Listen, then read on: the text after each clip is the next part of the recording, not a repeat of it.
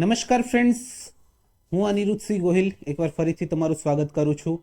આપણો જે પાછલો વિડીયો હતો જીપીએસસી આસિસ્ટન્ટ એન્જિનિયર ઇલેક્ટ્રિકલ 2025માં 5 ઓક્ટોબર 2025ના દિવસે જે એક્ઝામ લેવાની હતી એમાં સર્કિટ થિયોરી સબ્જેક્ટના ક્વેશ્ચન્સ જે છે આપણે સોલ્વ કર્યા હતા, એમનું એનાલિસિસ પણ કર્યું હતું. હવે આ વિડીયોમાં આજે ઇલેક્ટ્રિકલ મશીનમાં જેટલા ક્વેશ્ચન પૂછાણા હતા આપણે જીપીએસસી આસિસ્ટન્ટ એન્જિનિયર ઇલેક્ટ્રિકલની એક્ઝામમાં એના રિગાર્ડિંગ આન્સર્સ અને સોલ્યુશન્સ એ ડિસ્કસ કરશું. એનું એનાલિસિસ પણ જોશું કે કેટલા ટાઈપના ડિફિકલ્ટ ટાઈપના ક્વેશ્ચન આવ્યા હતા, કેટલા ઇઝી, કેટલા મોડરેટ લેવલના ક્વેશ્ચન આવ્યા હતા. તો વન બાય વન ક્વેશ્ચન જે છે એ ડિસ્કસ કરીએ. રાઈટ, ચાલો ફર્સ્ટ જે છે સ્ટાર્ટ કરીએ. તો 153 નંબરનો કંઈક ક્વેશ્ચન હતો કે what is the number of primary turns in 200 to 1000 volt transformer in if the EMF per turn is 10 volt. એકદમ ઇઝી સવાલ છે, આપણે ક્લાસ નોટમાંથી જ આવેલો છે. આ ટાઈપનો જ સવાલ જે છે એક્ઝેક્ટલી આપણે કરાવેલો પણ ખરો. રાઈટ, તો જુઓ EMF પર ટર્ન પ્રાઇમરી ટર્ન્સ કેટલા હશે તમારે એ ફાઇન્ડ કરવાનું છે. પ્રાઇમરી ટર્ન્સને ફોર એક્ઝામ્પલ તમે T1 કયો અને તમને EMF પર ટર્ન આપેલું છે, EMF પર ટર્ન આપેલું છે 10. રાઈટ, હવે પ્રાઇમરીનું EMF જે છે અહીં જોઈએ તો કેટલું છે. EMF પ્રાઇમરી સાઈડ જે છે એ 200 વોલ્ટ છે. 200 વોલ્ટ છે. તો અહીં જુઓ તો તમારું EMF 200 વોલ્ટ છે અને primary number of turn T1 છે. EMF ટર્ન તો બંને સાઈડ સેમ જ રહી એટલે 10. તો પ્રાઇમરી ટર્ન્સ T1 જે છે કેટલું થાય 200 divided by 10. 200 divided by 10, that is nothing but the 20. તો C option. Right, C option is the correct option. આ તો જસ્ટ સમજાવવા માટે તમને લાંબો કર્યો છે, બાકી તમને જે છે એ આ વિધિન 10 સેકન્ડ તમે આમનો આન્સર કરી શકો અને એકદમ ઇઝી સવાલ હતો. Right, which of the following currents is drawn by the primary circuit of the ideal transformer when the secondary circuit is open? ટ્રાન્સફોર્મરમાં જ્યારે સેકન્ડરી સર્કિટ ઓપન રાખી અને પ્રાઇમરી સર્કિટમાં જે કરંટ ફ્લો થાય એ બેસિકલી શું થાય, તમારો મેગ્નેટાઇઝિંગ કરંટ અને તમારો કોર લોસ કમ્પોનેન્ટ થાય. રાઈટ, આઈ મ્યુ અને IW કહેતા હતા. બેસિકલી નો લોડ કરંટ કહેવાય. નો લોડ કરંટ શું હોય, કોર લોસ કમ્પોનેન્ટ અને આ મેગ્નેટાઇઝિંગ કમ્પોનેન્ટ આઈ મ્યુ. તો આ બે કમ્પોનેન્ટ જે છે એ હોય છે. રાઈટ, ટ્રાન્સફોર્મરમાં ઓપન સર્કિટ ટેસ્ટમાં પણ તમે જોયું હશે. તો આપણે C option is the correct option. આ પણ એકદમ ઇઝી સવાલ હતો. જે છે બેસિક થોડું ઘણું પણ ટ્રાન્સફોર્મર વિશે જાણતા હોય તો એ આ સવાલને કરી શકે. How does induced EMF in DC motor reacts to supply voltage? DC મોટરમાં સપ્લાય વોલ્ટેજ આપીએ તો જે ઇન્ડ્યુસ્ડ EMF જે છે, એટલે કે ફોર એક્ઝામ્પલ ડીસી મોટરમાં જે ઇન્ડ્યુસ્ડ EMF એને શું કહેવાય, બેક EMF. તો બેક EMF કઈ રીતે બિહેવ કરશે? It will add the supply voltage, it will double the supply voltage, it will oppose the supply voltage, it will half of the supply voltage. A oppose કરશે. શું કરશે? Oppose. તમે એના પ્રિન્સિપલમાં પણ જોયું હોય તો તમને ખબર હશે કે આ રીતનું આપણે મોટરને જે છે ડીસી મોટરને આ રીતના આપણે રિપ્રેઝેન્ટ કરતા હતા. ડીસી મોટરને જે છે આ રીતના તમે રિપ્રેઝેન્ટ કરતા હોય તો અહીંથી તમે સમજી લો કે સપ્લાય વોલ્ટેજ આપતા હોય, સપ્લાય વોલ્ટેજ VS. તો અહીં જે બેક EMF જનરેટ થાય એ આને અપોઝ કરશે, EB. આ બેક EMF અથવા ઇન્ડ્યુસ્ડ EMF જે છે એ તમારા સપ્લાય વોલ્ટેજને શું કરે, અપોઝ કરે. So C option is the correct option. Just basic તમને જો પ્રિન્સિપલ ખબર હોય ડીસી મોટરનો અથવા તો આ ડાયાગ્રામનો તો પણ તમે આનો આન્સર કરી શકો. તો એકદમ ઇઝી સવાલ હતો અને જે કોઈ ક્લાસરૂમમાં લેક્ચર્સ વગેરે અટેન્ડ કર્યા હશે એમના માટે એકદમ ઇઝી થઈ જશે. Right, electromagnetic torque in rotating electrical machinery is present when જે ટોર્ક જે છે એ ક્યારે પ્રેઝન્ટ હશે? 4 option. Both stator rotor winding carry current, air gap is uniform, stator winding alone carries current, rotor winding એકલામાં current હોય. 4 ઓપ્શનમાંથી કયો option correct છે? રાઈટ, તો અહીં જુઓ તમારો ટોર્ક જે છે ને જે ટોર્ક રોટેટિંગ મશીનમાં એ તમારું પ્રાઇમરી જે ફ્લક્સ હોય φ1 સ્ટેટરનું ફ્લક્સ અને રોટરનું ફ્લક્સ બંનેના જે મેગ્નેટિક ફિલ્ડ હોય, ફ્લક્સ એટલે કે મેગ્નેટિક ફિલ્ડના ઇન્ટરેક્શનના લીધે આ ટોર્ક જનરેટ થાય. આપણે વર્કિંગ પ્રિન્સિપલ જે રોટેટિંગ મશીનના વર્કિંગ પ્રિન્સિપલ હોય એમાં ક્લિયરલી જે છે એ લખાવેલું છે. તમને ત્યારે પણ રોટેટિંગ મેગ્નેટિક ફિલ્ડના ટોર્કમાં તમે directly proportional to φ1 φ2 sine lambda, right, આ જે છે એ તમને કરાવેલું છે. તો બંનેના ઇન્ટરેક્શનના લીધે જે છે એ ફ્લો થશે. એટલે સ્ટેટરમાં જો કરંટ હોય તો જ સ્ટેટરનું ફ્લક્સ જનરેટ થાય, રોટરમાં જો કરંટ હોય તો જ રોટરનું ફ્લક્સ જનરેટ થાય, અને એ બંને ફ્લક્સ ઇન્ટરેક્ટ કરે ત્યારે જે છે એ ટોર્ક લાગે. કોઈ એકલાથી ટોર્ક લાગે નહીં. તો આમાં જે છે એ option is the correct option. A option is the correct option. Both stator and rotor winding carries current, right. તો આ જે છે એ જે લોકોના કોન્સેપ્ટ ક્લિયર હશે એમનાથી થયો હશે. રોટેટિંગ મેગ્નેટિક જે રોટેટિંગ મશીનરી હોય એમાં રોટેટિંગ મશીનરી, ડીસી મશીન, તમારે ઇન્ડક્શન મશીન, સિંક્રોનસ મશીન, એ બધામાં ટોર્ક જનરેટ થવા માટે જે છે એ બંને ફિલ્ડનું, સ્ટેટર અને રોટરના બંને મેગ્નેટિક ફિલ્ડનું ઇન્ટરેક્શન થવું જરૂરી છે. અને એ ઇન્ટરેક્શન થાય પછી જ ટોર્ક જનરેટ થાય. જેમના ફંડામેન્ટલ ક્લિયર હશે એમનાથી આ ક્વેશ્ચન થઈ ગયો હશે. જેમને ફંડામેન્ટલી વાંચ્યું નહીં હોય એમનાથી નહીં થયો હોય. ક્લાસરૂમમાં પણ આપણે એકદમ આ ઇક્વેશન સાથે, આ ઇક્વેશન આ જ રીતે જે છે લખાવેલું છે અને એમાં સમજાવેલું છે કે બંને ઇન્ટરેક્શન થાય ત્યારે ટોર્ક જનરેટ થાય. તો જેને ક્લાસરૂમમાં આપણે લેક્ચર અટેન્ડ કર્યા હશે એનાથી તો થઈ જ ગયો હશે, પણ બાકીના આસ્પિરન્ટના પણ જેના ફંડામેન્ટલ ક્લિયર હશે એમનાથી થઈ જવો જોઈએ આ ક્વેશ્ચન. ચાલો, a 400 volt 1000 ampere lap wound DC machine has 10 pole, 860 armature conductors. The number of conductors in pole phase to give full compensation if the pole phase covers 70% of pole span, right. આ question હતો કે જે પહેલી ટ્રાયમાં, જે પહેલી વાર જ્યારે paper જોતા હોય ત્યારે આને ઇગ્નોર કરી દેવો જોઈએ પહેલી ટ્રાયમાં. બીજી ટ્રાયમાં જ્યારે તમે સોલ્વ કરવાની ટ્રાય કરો તો આ ક્વેશ્ચન જે છે એ પોતે જે છે થોડો કન્ફ્યુઝિંગ છે, કારણ કે અહીં વર્ડિંગ જે છે થોડું એ રીતનું યુઝ કરે કે નંબર ઓફ કંડક્ટર્સ. તમે નંબર ઓફ કંડક્ટર્સ જે છે, નંબર ઓફ કંડક્ટર્સ આપેલું છે, તો ટોટલ નંબર ઓફ કંડક્ટર આ રીતના આપેલા છે, અને તમને અહીં નંબર ઓફ કંડક્ટર પોલ ફેઝમાં પૂછાય છે, અને ઓપ્શન બધા જે છે આનાથી ઉપર જ આપેલા છે ઘણા બધા. એટલે આ નંબર ઓફ કંડક્ટર જે છે એ બેસિકલી ઓપ્શન સાથે મેચ નથી થતું. પણ જો એ એમ્પિયર ટર્ન વિશે રગાડીને કોઈ પૂછતા હોય તો માઇટ બી પોસિબલ કે આનો આન્સર લખી શકાય. કઈ રીતે અલગ રીતે ટ્રાય કરો તો જુઓ. Armature current, total armature current તમારો કેટલો આપેલો છે? આર્મેચર કરંટ તમારો 1000 એમ્પિયર, રાઈટ. આર્મેચર કરંટ પર પોલ, એટલે શું થાય? 1000 divided by 10, that is nothing but the 100 ampere, right. એ હશે. નંબર ઓફ ટર્ન્સ કેટલા હશે? Number of turns, total number of ટર્ન્સની વાત કરીએ છીએ આપણે, તો ટોટલ નંબર ઓફ ટર્ન્સ, એક 880 કંડક્ટર હોય તો એક સિમ્પ્લેક્સ વાઇન્ડિંગમાં જોઈએ તો આ 2 કંડક્ટર કહેવાય, રાઈટ. અને આને આ પૂરો જે છે એક ટર્ન કહેવાય. તો 2 કંડક્ટર જે છે એ મળી અને એક ટર્ન બનાવે. બાય ડિફોલ્ટ આપણે સિંગલ લેયર વાઇન્ડિંગની વાત કરીએ છીએ. એટલે 860 કંડક્ટર હોય તો ડિવાઇડેડ બાય 2 કરીએ તો તમારા 430 નંબર ઓફ ટર્ન્સ બને, રાઈટ. 430 નંબર ઓફ ટર્ન્સ તમારા બને. તો આ નંબર એમ્પિયર કરંટ થઈ ગયો.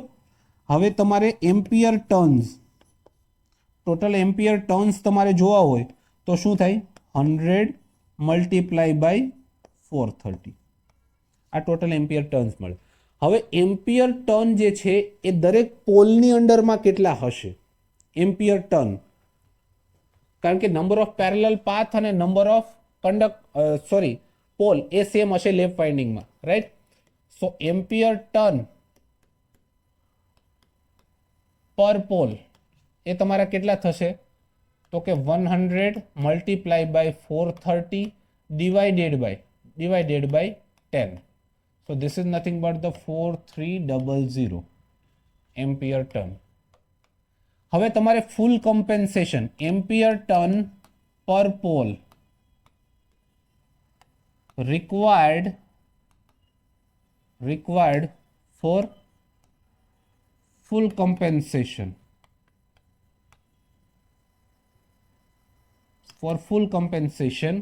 એ કેટલા થશે? 70% પાર્ટ કવર કરે છે પોલ ફેઝનો, તો 70% ઓફ ધીસ,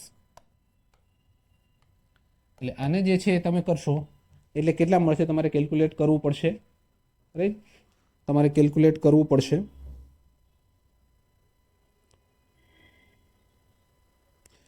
એટલે 3010 આ આન્સર જે છે આવે. પણ અહીં જે છે તમને પૂછ્યું છે શું? જુઓ, આન્સર આવી શકે, હું એમ નથી કહેતો આ જોવું જોઈએ, કારણ કે અહીં જે છે the number of conductors in pole phase to give full compensation. એક પોલ ફેઝમાં નંબર ઓફ કંડક્ટર્સ કેટલા હશે? બેસિકલી જો આમાં તમને પૂછે કે ampere turn per pole required for full compensation, તો જે છે આ રીતનો આન્સર આવી શકે. બટ મને લાગે છે કે આ તમે ક્વેશ્ચન જે લોકોએ અટેમ્પ્ટ ન જ કર્યો હોય એ જે છે સેફ સાઇડ છે, કારણ કે આ ક્વેશ્ચન જ ઇટસેલ્ફ જે છે એ થોડો કન્ફ્યુઝિંગ હતો, right. The test is to determine the efficiency in traction motor. Traction મોટરમાં જે છે એની ઇફિશિયન્સી ડિસાઇડ કરવા માટે રિટાર્ડેશન ટેસ્ટનો યુઝ થાય. રિટાર્ડેશન એટલે બેસિકલી રિટાર્ડેશન ટેસ્ટમાં શું કરે? ટ્રેક્શન મોટરને જે છે એ ફૂલ સપ્લાય ઉપર પહેલાં તો ફૂલ સ્પીડ ઉપર રન કરાવે અને પછી સપ્લાય ડિસ્કનેક્ટ કરી લે. પછી એ જે રીતનું ડિસેલરેટ થાય એ ડિસેલરેટના રેટ ઉપરથી એ લોકો રોટેશનલ લોસીસ અને ઇફિશિયન્સી ડિસાઇડ કરે. તો આ ટેસ્ટને શું કહેતા હોય? Retardation test. તો રિટાર્ડેશન ટેસ્ટ જે છે એ યુઝ થતી હોય. આ જસ્ટ તમારે મીન્સ કે જો એકદમ ડિટેલમાં થિયોરિટિકલ પાર્ટ પણ કર્યો હોય તો થઈ જાય, અને ના થયો હોય તો પણ એવો કોઈ ઇસ્યુ નથી, કારણ કે મોસ્ટ ઓફ ધ આસ્પિરન્ટથી જે છે એ એટલે ડીપ સુધી ના ગયા હોય, અને ગયા હોય અને કોઈનાથી ઓપ્શન થઈ ગયો હોય તો એને સારી એવી એજ મળશે, અને ના થયો હોય તો પણ કોઈ ટેન્શન લેવાની જરૂર નથી. Air gap line represents. Air gap line શું રિપ્રેઝન્ટ કરે છે? એર ગેપ લાઇન તમે જોયું હોય તો કેરેક્ટરિસ્ટિક તમે જોઈ હશે ડીસી મશીનની ઓપન સર્કિટ કેરેક્ટરિસ્ટિક તમે જુઓ તો આપણે ઓપન સર્કિટ કેરેક્ટરિસ્ટિક ડિટેલમાં જે છે ડિસ્કસ પણ કરી હતી કે તમારો વોલ્ટેજ હોય અને અહીં ફિલ્ડ કરંટ હોય, તો આ જે છે એને અહીં તમે જે લિનિયર પાર્ટ હોય અનસેચ્યુરેટેડ, જો તમે સેચ્યુરેશનને કાઉન્ટ ન કરો તો આ લિનિયર લાઇન મળે. આને જે છે એર ગેપ લાઇન કહેતા હતા, રાઈટ. પણ પ્રેક્ટિકલી જે છે એ સેચ્યુરેશન આવતું હોય છે, એટલે આ રીતનું તમને ઓપન સર્કિટ કેરેક્ટરિસ્ટિક મળે. તો આ એર ગેપ લાઇન કેમાં હોય? ડીસી મશીન્સમાં. So magnetic behaviour of air gap line in DC machine, right, એમાં આપણે ડિસ્કસ કરતા હતા, રાઈટ. તો આ જે છે એ તમારી એર ગેપ લાઇન હતી. હવે આ જે છે જેને કેરેક્ટરિસ્ટિક ઓપન સર્કિટ કેરેક્ટરિસ્ટિક અને શોર્ટ સર્કિટ કેરેક્ટરિસ્ટિક ને એ બધી જેમને ખબર હોય એમને આ લાઇનનો આ વર્ડનો યુઝ કર્યો જ હશે, અને આપણે લેક્ચરમાં પણ ડિટેલમાં ડિસ્કસ કર્યું હતું, અને આ કેરેક્ટરિસ્ટિક પણ ડ્રો કરેલી છે, રાઈટ. એટલે જે લોકો લેક્ચર અટેન્ડ કર્યા હશે એમને તો આવડી જ ગયું હશે. The active power delivered by an alternator will when the prime mover input is increased for alternator connected to infinite bus bar. અલ્ટરનેટરની સ્ટેબિલિટીના જે ક્વેશ્ચન્સ હતા, અથવા તો બે અલ્ટરનેટરને જ્યારે પેરેલલમાં કનેક્ટ કરે ત્યારે, અથવા તો આપણે ડિટેલમાં ડિસ્કસ પણ કર્યું હતું કે જે પ્રાઇમ મૂવરની શું ઇમ્પેક્ટ આવે. તમારે પ્રાઇમ મૂવર તમારો નું ઇનપુટ ઇન્ક્રીઝ કરો ડિક્રીઝ કરો તો શું એની ઇમ્પેક્ટ આવે. આપણે એ પણ જોયું હતું કે જો પ્રાઇમ મૂવરનું ઇનપુટ જે છે, ઇનપુટ ઓફ પ્રાઇમ મૂવર આ જે છે ઇન્ક્રીઝ કરે તો તમારો લોડ એંગલ ડેલ્ટા જે છે ઇન્ક્રીઝ થાય, અને એના લીધે જે છે એ પાવર ડિલિવર્ડ હોય EF VT upon XS sin delta. Delta increase થાય એટલે સાઇન ડેલ્ટા ઇન્ક્રીઝ થાય, સાઇન ડેલ્ટા ઇન્ક્રીઝ થાય એટલે પાવર ડિક્રીઝ થાય, રાઈટ. આ જો ડિક્રીઝ થાય તો પાવર પણ ડિક્રીઝ થાય. આ રીતનું આપણે ડિટેલમાં ડિસ્કશન કર્યું હતું.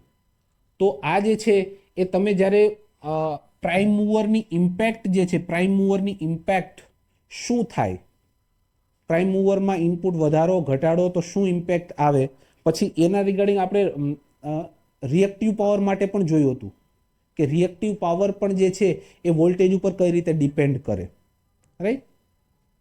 તો જેને લેક્ચર અટેન્ડ કર્યા હશે એમનાથી ઇઝીલી થઈ ગયું જશે.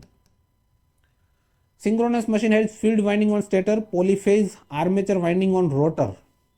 At steady state which of the following is not true for the air gap field. આ જુઓ, અહીં જો સિંક્રોનસ મશીનમાં યુઝ્યુઅલી શું હોય, સિંક્રોનસ મશીનમાં સ્ટેટર ઉપર આર્મેચર વાઇન્ડિંગ હોય અને ફિલ્ડ વાઇન્ડિંગ જે છે રોટર ઉપર હોય. પણ અહીં શું કીધું છે, ફિલ્ડ વાઇન્ડિંગ જે છે એ સ્ટેટર ઉપર અને પોલીફેઝ આર્મેચર વાઇન્ડિંગ રોટર ઉપર. હવે ફિલ્ડ વાઇન્ડિંગ તમે સ્ટેટર ઉપર રાખો, સ્ટેટર તો સ્ટેશનરી હોય, એને તમે ફિલ્ડ વાઇન્ડિંગ ત્યાં આપી, ડીસી વોલ્ટેજ આપ્યું, સમજી લો. તમે જે છે એ આ સ્ટેટર છે, સમજો ધીસ ઇઝ સ્ટેટર, આને તમે ડીસી સપ્લાય આપ્યો,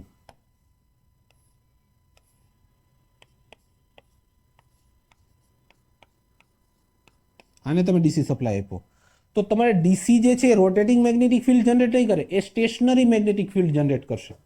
આ જે છે એ સ્ટેશનરી મેગ્નેટિક ફિલ્ડ જનરેટ કરશે, સ્ટેશનરી મેગ્નેટિક ફિલ્ડ જનરેટ કરશે. રોટેટિંગ મેગ્નેટિક ફિલ્ડ જનરેટ નહીં કરે, કારણ કે રોટેટિંગ મેગ્નેટિક ફિલ્ડ ઇન્ડક્શન મોટરમાં ક્યારે થતું હતું કે તમે 3 ફેઝ વાઇન્ડિંગ જે હોય એને સ્પેસમાં તમે 120 ડિગ્રી અપાર્ટ રાખી છે અને કરંટ જે છે એ તમારા ત્રણેય ફેઝના કરંટ જે છે ટાઈમ ડોમેઇનમાં 120 ડિગ્રી અપાર્ટ હોય ત્યારે રોટેટિંગ મેગ્નેટિક ફિલ્ડ જનરેટ થાય. અહીં જે છે એક તો સિંક્રોનસ મશીનની વાત કરે છે, ઇન્ડક્શન મશીનની વાત નથી કરતા. સિંક્રોનસ મશીનમાં પણ ઉલટું કરી નાખ્યું કે ફિલ્ડ વાઇન્ડિંગ જે છે તમે જેને ડીસી સપ્લાય આપો છો એ ડીસી સપ્લાય વાળી ફિલ્ડ વાઇન્ડિંગ તમે સ્ટેટર ઉપર રાખો, તો સ્ટેટર ઉપર રાખીએ તો આનું મેગ્નેટિક ફિલ્ડ જે જનરેટ થશે એ પણ સ્ટેશનરી હશે, એ તો રોટેટિંગ મેગ્નેટિક ફિલ્ડ નહીં હોય. અને બાકી જે છે તમારી પાસે શું હશે, રોટર હશે. અહીં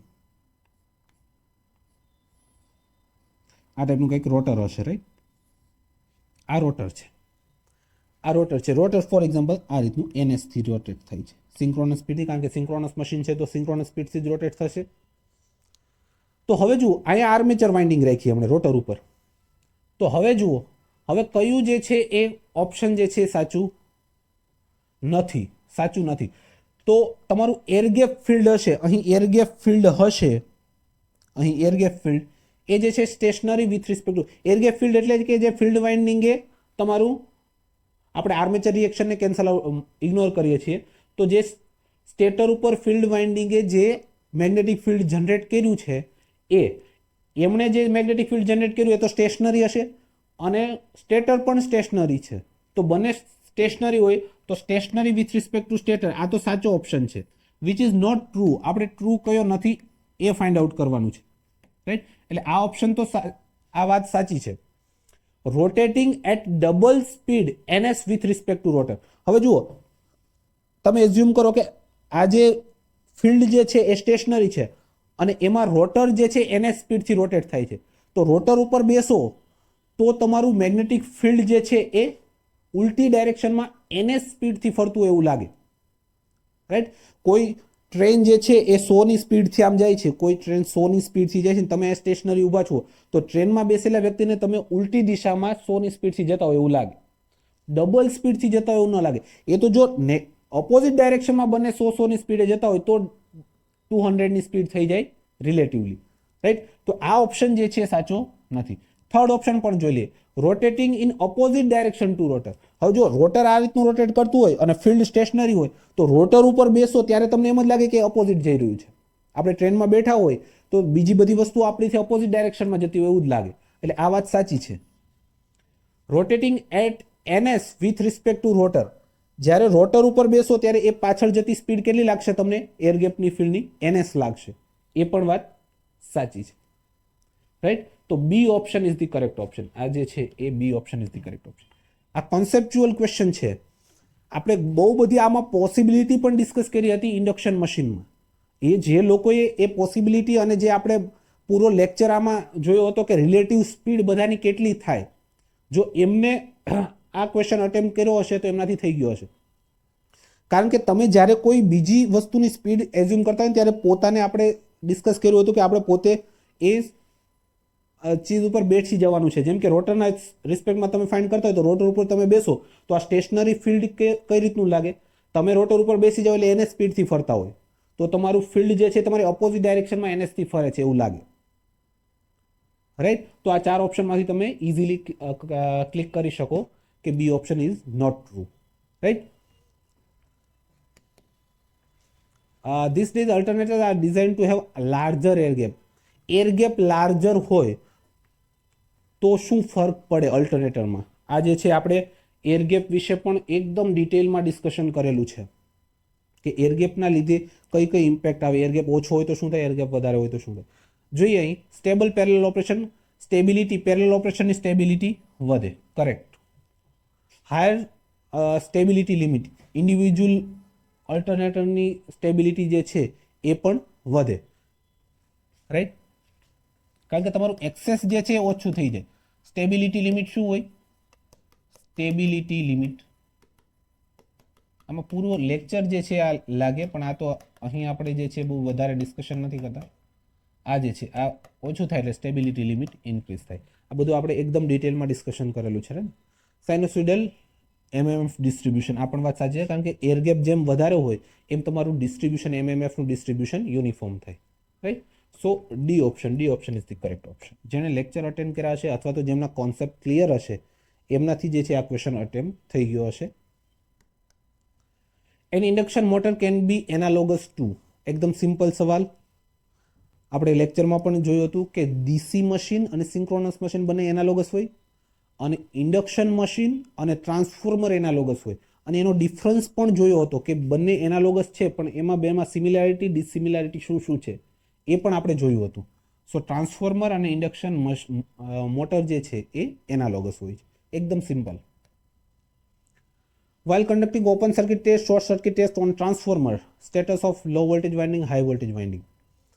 એકદમ સિમ્પલ સવાલ છે. જેમને હાઈ વોલ્ટેજ ટેસ્ટ અને લો વોલ્ટેજ ટેસ્ટ એ જે છે ઓપન સર્કિટ ટેસ્ટ અથવા શોર્ટ સર્કિટ ટેસ્ટ એ વાંચેલું હશે એમનાથી એકદમ સિમ્પલી થઈ ગયો હશે. કારણ કે આના ઉપરથી બહુ બધા સવાલો આવતા જ રહેતા હોય છે ટ્રાન્સફોર્મરમાં.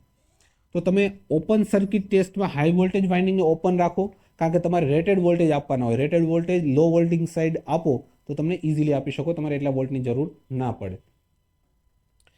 અને શોર્ટ સર્કિટ ટેસ્ટમાં લો વોલ્ટેજ વાઇન્ડિંગ તમે શોર્ટ રાખતા હોય છે. તો તમારી ઓપન સર્કિટ અને શોર્ટ સર્કિટમાં જે છે એ એકદમ સિમ્પલ સવાલ હતો. રાઈટ. આ મોસ્ટલી બધા એસ્પિરન્ટથી થઈ જ ગયો હશે. કારણ કે જે તમારું ઓપન સર્કિટ ટેસ્ટમાં તમે જોયું હશે કે કઈ વાઇન્ડિંગ ઓપન રાખવાની, શોર્ટ સર્કિટમાં પણ કઈ વાઇન્ડિંગ ઓપન શોર્ટ રાખવાની હોય. ઇન્ટરવ્યુમાં પણ ઘણીવાર આ સવાલ પૂછતા હોય છે. અને જેમને થોડુંક બેસિક પણ આ જે છે ઓપન સર્કિટ ટેસ્ટ અને શોર્ટ સર્કિટ ટેસ્ટ કરેલો હશે એમનાથી થઈ ગયો હશે. રાઈટ. હવે એક 2000-1500 3 winding transformer is to be used as auto transformer with supply voltage 3000 volt. બે લોડ આપેલા છે. ફર્સ્ટ જે છે એ 1050 kVA 3500 volt, another 180 kVA 1000 volt. Total kVA supplied will be. Auto ટ્રાન્સફોર્મરનો ક્વેશ્ચન છે. રાઈટ. ફર્સ્ટ ટ્રાયમાં જે છે એ આવા ક્વેશ્ચનને જે છે એ થોડા સ્કીપ કરી દેવાના. પહેલી વાર જ્યારે ક્વેશ્ચન હંમેશા અટેમ્પ્ટ કરતા હોય ત્યારે, કારણ કે સેકન્ડ ટ્રાયમાં અટેમ્પ્ટ કરવા જેવો ક્વેશ્ચન હતો. ચાલો કાંઈ વાંધો નહીં. હવે જોઈએ. આ એક તો 3 વાઇન્ડિંગ છે 2000, 1000 અને 500. સો આપણે ડ્રો કરીએ અહીં.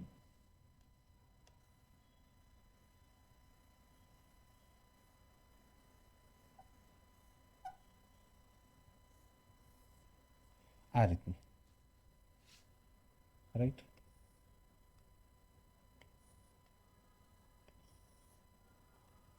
આ જે છે નંબર ઓફ ટર્ન્સ જે છે આ કેટલા છે 2000 છે. આ જે છે એ 1000 છે. આ જે છે 500 છે. આ બાજુ તમે સપ્લાય વોલ્ટેજ જે છે એ તમે આપો છો સપ્લાય વોલ્ટેજ જે છે 3000 વોલ્ટ તમે આપો છો. હવે જુઓ 3000 વોલ્ટ તમે આપો છો, રાઈટ. તો તમે અહીં તમે વોલ્ટેજ જે છે એ પોલારિટી તમે જુઓ, વોલ્ટેજની પોલારિટીઝ, તો તમે અહીં 3000 આપો છો અને તમારે ટોટલ વોલ્ટેજ જે છે એ કેટલા જુઓ, પેલો લોડ ક્યાં આપ્યો છે 3500 એટલે 3500 ટન્સ જે છે એ ફોર એક્ઝામ્પલ અહીં થાય છે આ બધા મેળવીને. તો અહીં તમને એક લોડ આપેલો છે, આ લોડ ફર્સ્ટ લોડ છે જે 1050 kVA નો લોડ આપેલો છે વોલ્ટ. તો આમાંથી કંઈક કરંટ ફ્લો થશે, for example I1 current flow થશે. બીજો લોડ આપેલો છે 180 kVA 1000 વોલ્ટ, એટલે જે 1000 વોલ્ટ ફોર એક્ઝામ્પલ અહીં છે 180 kVA 1000 વોલ્ટ, આમાંથી કંઈક કરંટ જતો હશે, દેટ ઇઝ I2. તો આ જે છે અહીં I1 જાય છે, અહીં I2 જાય છે, તો ટોટલ કરંટ જે તમારો જતો હશે, ટોટલ કરંટ હશે કેટલો હશે I1 પ્લસ I2, આ ટોટલ કરંટ, રાઈટ. અને એ ટોટલ કરંટ અને સપ્લાય વોલ્ટેજ એ બંનેનું મલ્ટિપ્લિકેશન કરો એટલે સપ્લાઈડ કેવીએ જે તમને પૂછ્યું છે એ મળી જાય, રાઈટ. તો તમારે I1 અને I2 ફાઇન્ડ કરવો પડે. ચાલો ફાઇન્ડ આઉટ કરીએ. I1 કઈ રીતે મળશે, જુઓ I1 is equal to KVA divided by voltage, 1050 multiply by 10⁻³ 3500, right. So 1050 multiply by 10 divided by 35, right. So this is 30. So this is nothing but the 300 ampere. I1 શું આવશે તમારો 300 ampere. હવે I2 find out કરીએ. I2 find out કરીએ તો I2 માટે 180 kV આપેલા છે, 180 123 divided by 1000. તો આ જે છે એ 180 એમ્પિયર. તો ટોટલ તમારો કરંટ જે છે, ટોટલ કરંટ તમારો શું થાય I1 પ્લસ I2 એ જે છે એ 300 plus 180, this is nothing but the 480 ampere. આ 480 એમ્પિયર હશે. હવે આ બંનેને જે છે મલ્ટીપ્લાય કરી દો એટલે કેવીએ સપ્લાઈડ મળી જાય. તો આ તમારે કેવીએ સપ્લાઈડ જોતું હોય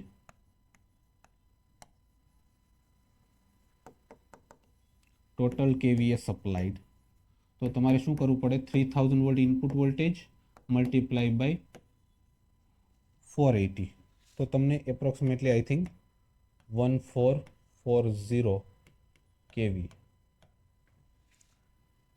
બી option is the correct option, right. તો બી ઓપ્શન કરેક્ટ થઈ જાય.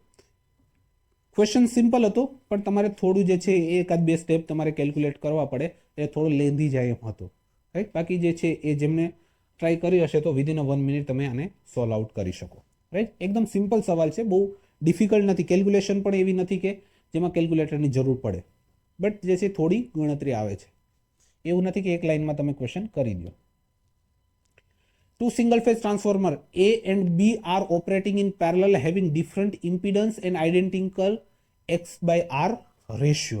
Then ચાર ઓપ્શન આપેલા છે. A has poorer power factor, B has poor power factor, આમાં જે છે લોચા મારેલ છે કે B has poorer power factor than A, right. Lesser power factor, both operate at same power factor, કયું ઓપ્શન કરેક્ટ છે, રાઈટ. તો બેસિકલી પાવર ફેક્ટરની વાત કરવા માંગે છે કે પાવર ફેક્ટરમાં શું ડિફરન્સ આવશે. જુઓ, જ્યારે ઇમ્પિડન્સ હોય ને, ઇમ્પિડન્સ જે છે એ R plus J omega L, આ ઇમ્પિડન્સ જે છે એ ડિફરન્ટ હોય તો શું ફરક પડે, જ્યારે ઇમ્પિડન્સ ડિફરન્સ હોય ને ત્યારે એના લોડ શેરિંગમાં ફરક પડે. લોડ શેરિંગ, જો ઇમ્પિડન્સ ડિફરન્ટ હોય તો લોડ શેરિંગ બંને ટ્રાન્સફોર્મરમાં ડિફરન્ટ થશે.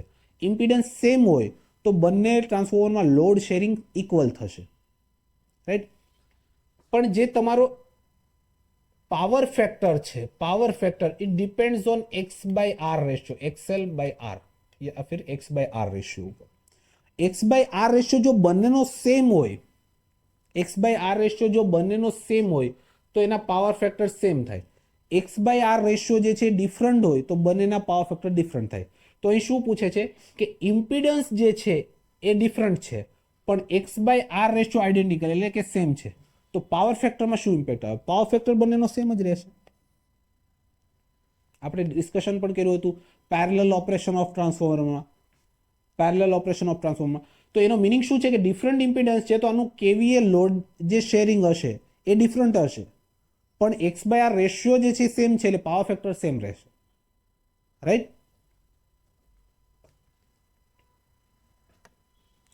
તો આ રીતે જે છે ટોટલ એપ્રોક્સિમેટલી 14 ક્વેશ્ચન જે છે પૂછાણા હતા ઇલેક્ટ્રિકલ મશીનમાં. રાઈટ? ઇલેક્ટ્રિકલ મશીનમાં થોડી આશા વધારે હતી કે ઇલેક્ટ્રિકલ મશીનમાંથી ક્વેશ્ચન્સ વધારે પૂછશે પણ થોડા ઓછા પૂછ્યા. મને એપ્રોક્સિમેટલી 20 લાગતા હતા પણ 20ની જગ્યાએ એ 14 ક્વેશ્ચન જ પૂછ્યા. કોઈ પ્રોબ્લેમ નથી. 14 ક્વેશ્ચન તમને ટોટલ આમાં પૂછેલા હતા એ આપણે ડિસ્કસ કર્યા વન બાય વન. તો એમાં ઇઝી જે છે એ ટોટલ 7 ક્વેશ્ચન્સ હતા એવા કે જે ઇઝી હતા. ઓલમોસ્ટ બધા એસ્પિરન્ટથી થઈ જવા જોઈએ. સેલ્ફ સ્ટડી કરતા હોય કે પછી જેમને કોચિંગ સાથે પ્રિપેરેશન કરી હોય બધાથી થઈ જવા જોઈએ એ ટાઈપના ક્વેશ્ચન્સ હતા. મીડિયમ ટાઈપના ક્વેશ્ચન 3 હતા કે એમાં જે છે તમારે થોડીક કોન્સેપ્ટ કે જે છે એની જરૂર પડે. તમારા કોન્સેપ્ટ જે છે થોડા ભણેલા હોય તો જ જે છે થઈ શકે. ઓનલી બેસિક ઇન્ફોર્મેશનથી ન થઈ શકે. રાઈટ?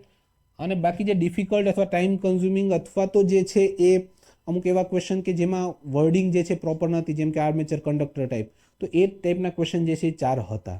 જે તમારાથી અટેમ્પ્ટ ના થયા હોય અથવા તમારાથી ન થઈ શક્યું હોય તો કોઈ પ્રોબ્લેમ નથી. પણ આ ડિફિકલ્ટ ટાઈપના ક્વેશ્ચનમાં શું હોય કે તમે જો નેગેટિવ માર્ક્સ કરીને આવો ને તો જે છે તકલીફ પડે. બાકી જે છે આ ક્વેશ્ચનમાં આ રીતના હોય તો તમને 14 માર્ક્સનું જે પૂછ્યું છે એમાંથી તમે 10 માર્ક્સ લાવો છો જે ઇઝી અને મીડિયમ લેવલના મેળવીને, તો that is the good score. Right? એટલે જ મેં કીધું હતું કે તમારે જે છે એક્યુરસી ઉપર ઇમ્પ્રુવમેન્ટ કરવાનું છે. આપણે ડિસ્કશન પણ કર્યું કે ફર્સ્ટ ટ્રાયમાં કયા ક્વેશ્ચન્સ અટેમ્પ્ટ કરવા, કયા ક્વેશ્ચન ન કરવા, સેકન્ડ ટ્રાયમાં કઈ રીતે કરવું. તો આ રીતના જ્યારે ક્વેશ્ચન્સ હોય ત્યારે આ ટાઈપના જે ક્વેશ્ચન હોય અથવા મીડિયમ ટાઈપના પણ ક્વેશ્ચન હોય, આ બંને જે છે તમારે ફર્સ્ટ ઇટરેશનમાં જે છે ઇગ્નોર કરવાના હોય.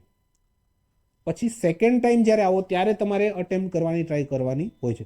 ફર્સ્ટ ટ્રાયમાં અટેમ્પ્ટ થઈ શકે એવા 7 જ ક્વેશ્ચન હતા. રાઈટ? અધરવાઇઝ તમે આમાં જે છે ટાઈમ કન્ઝ્યુમ પહેલા જે છે ઇટરેશનમાં કરી દો તો શું થાય કે લાસ્ટના ક્વેશ્ચનમાં તમારે ઉતાવળ કરવી પડે અથવા અમુક જે છે જોયા વગરના રહી જાય. અને મોસ્ટલી આસ્પિરન્ટને આવું થયું છે. રાઈટ? તો આ જે છે એ આપણું પેપર એનાલિસિસ હતું ઇલેક્ટ્રિકલ મશીનમાં. રાઈટ? આ લેક્ચર્સ અથવા એનાલિસિસ તમને કેવું લાગ્યું એના વિશે તમારે કમેન્ટ કરવાની છે અને તમારા જે છે જે કમેન્ટ્સ હશે એના અનુસાર આપણે એટલે કે તમારા રિસ્પોન્સના આધારે નેક્સ્ટ લેક્ચર્સ જે છે આપણે અરેન્જ કરશું બીજા સબ્જેક્ટના એનાલિસિસ માટે. રાઈટ? તો ત્યાં સુધી જે છે એ keep learning. Thank you so much.